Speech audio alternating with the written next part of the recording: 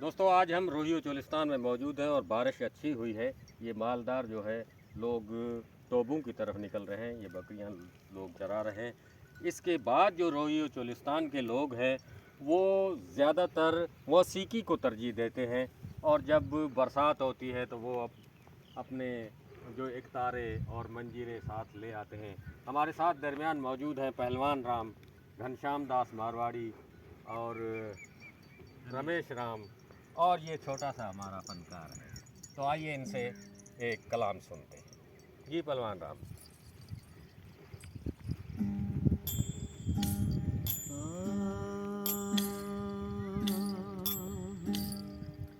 बूंद बेरे जी बहार लगी, दर्द वधी जो देश वसे जो।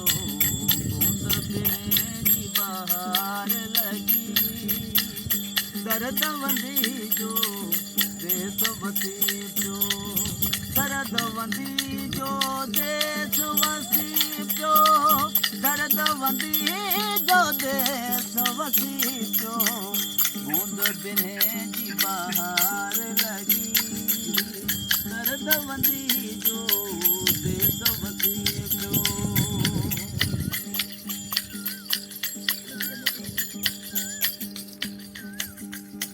उठड़ा मींह मल्हीर ते, उठड़ा मींह मल्हेर ते।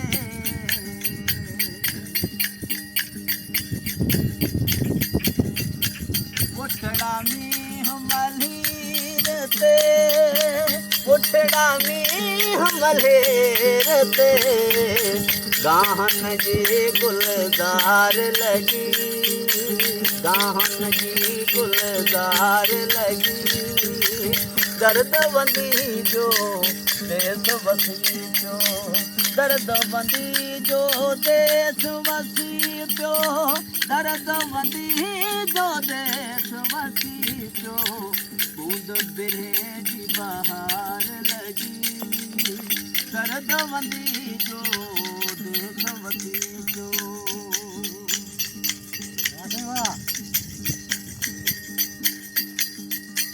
सिद्धड़ी सिर समुद्र जी, सिद्धड़ी सिर समुद्र जी।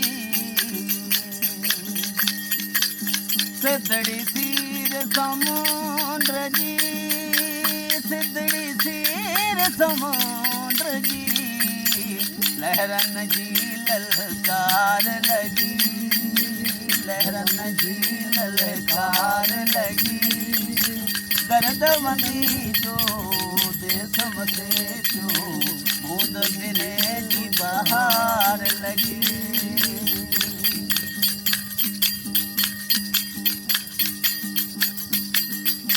सर क्यों शाह लतीफ जवे, भेट जो घोट लतीफ जवे।